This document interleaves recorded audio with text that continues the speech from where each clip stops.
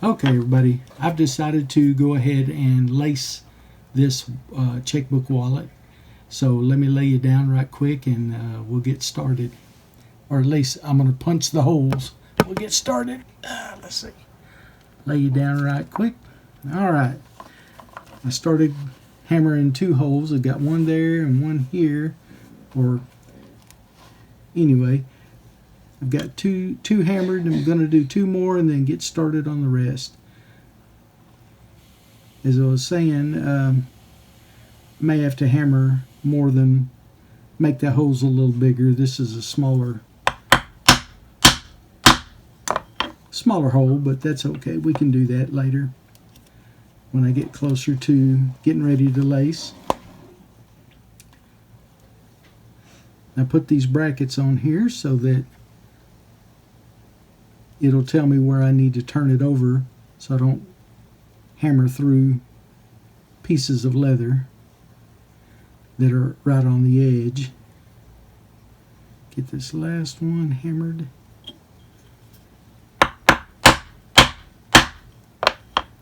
Okay, that should be all 4. Let me check just to make sure. 1, 2, 3. That's a little, yeah, that's all right. 4. Okay. All right. What I'm going to do is start up here at the corner, and I will go ahead and hammer this first few holes here. Then I can begin hammering the rest of them all the way around. Let me get the right spot. That's good. Let's line my little gauge up. I've got a little 1/16 inch bar that I use as a gauge to go to the close edge of the leather. That tells me how far in I want to hammer it. Okay, first holes. So now I can turn this over. Let's see. Turn this over and begin hammering holes. Nope, that's not where I want to be. Let's see, where's it at? Yeah, right here. Okay. I was missing it.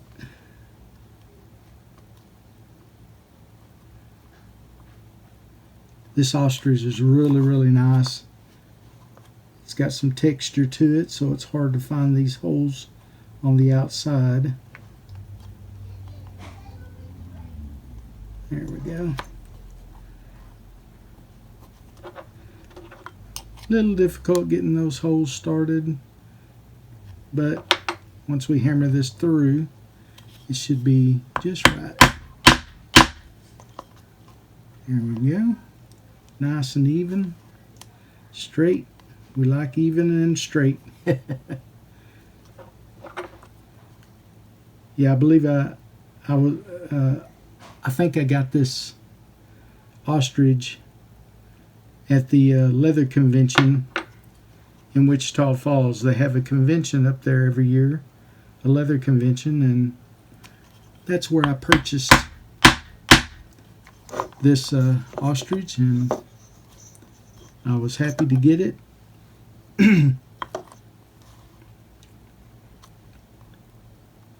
Because it's become a really, really pretty skin to work with, and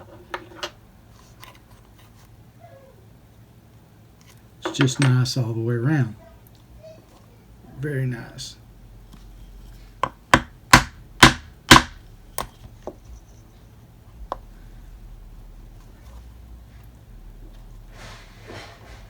think I learned to lace when I was sighted.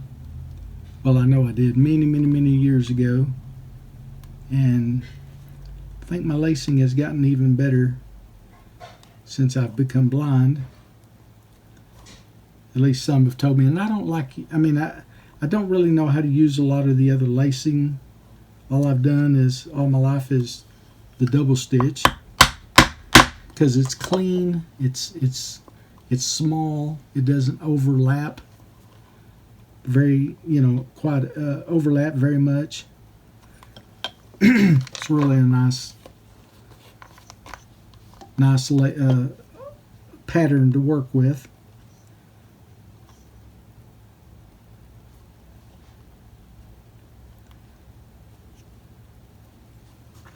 I'd love to learn to braiding techniques and stuff, but there's just not a lot of braiders out there anymore. And of course the ones online are really good, but there's no talking, or it's all visual. A lot of talking instructions.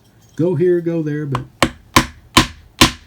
I guess me, I have to have what they call hands-on training, literally, plainly, because I need to see where the lace lines are going. The only way to do that is to do it while we're teaching, or while we're in a teaching situation. That way I know where it's all going and where it is and all of that. Can't do that myself when I'm just listening to the videos.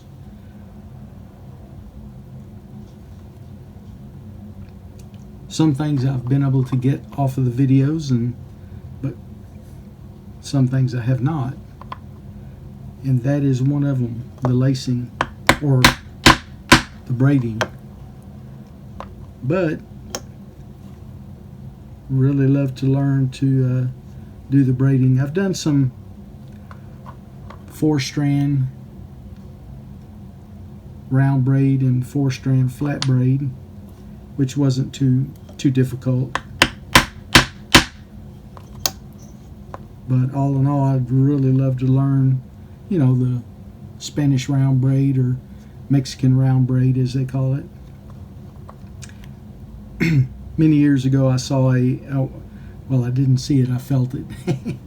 I was over at the Tandy Center here in Fort Worth, and one of the Leathercraft Guild members, actually he was the president at the time, he came in and he had this gorgeous gun rig.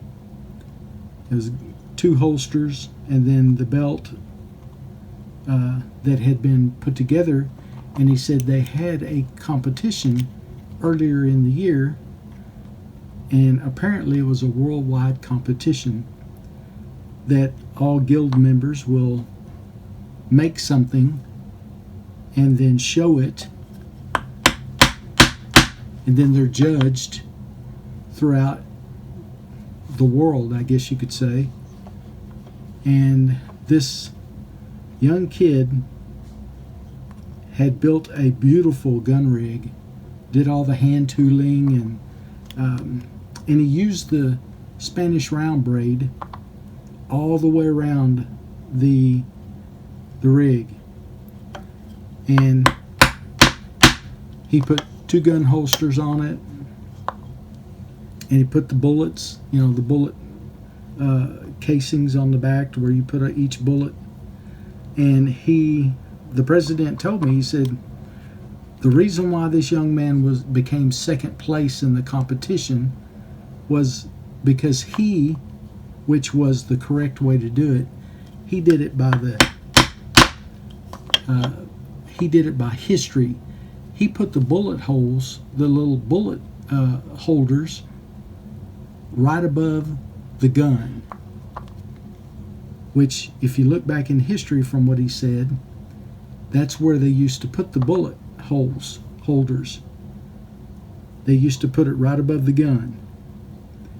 And tradition went away from that point, and mainstream gun holsters are now made with the bullets in the center of the back. And because of that, he said he believes this young man would have won first place in the competition, but he did what history showed, and he put it on the side of the gun holster. And he said, ironically, Brazil doesn't have firearms in the country for people to own. So he had to imagine and just basically figure out the dimension, size of the gun, and all of the above, which was pretty amazing. And I'll tell you what, I felt of the holster all the way around, and you could just feel the leather. All the carving just came out and talked to you. It was beautiful. I was so amazed with it. I was like, man, I need to take this over to the shop. But it was a one of a kind rig. But I was really amazed with the Spanish round braid, or Mexican round braid. And I told myself, someday you need to learn to do that if somebody can teach you. But so far, this was, oh man, that was back in 2006 when I saw that rig, and I remembered it even today. And I still haven't found a leather braider yet. Leather braiding has really gone out of touch, and it's a shame because it is so beautiful.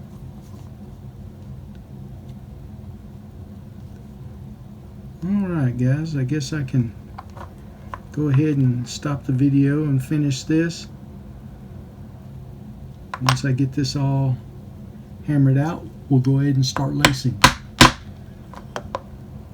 Like I say, I'll go ahead and finish this hammering up, and we will begin begin lacing. And it's going to be a black lace. It's probably the same leather that I used. It will be same leather I used to cut the interior out. So, being that I have the lace cutter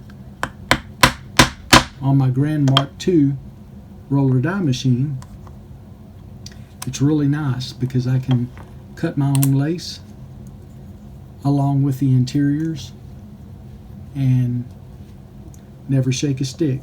It's pretty cool. Alright, well, I will start up in a minute with the lacing, so we'll get back with you in a few.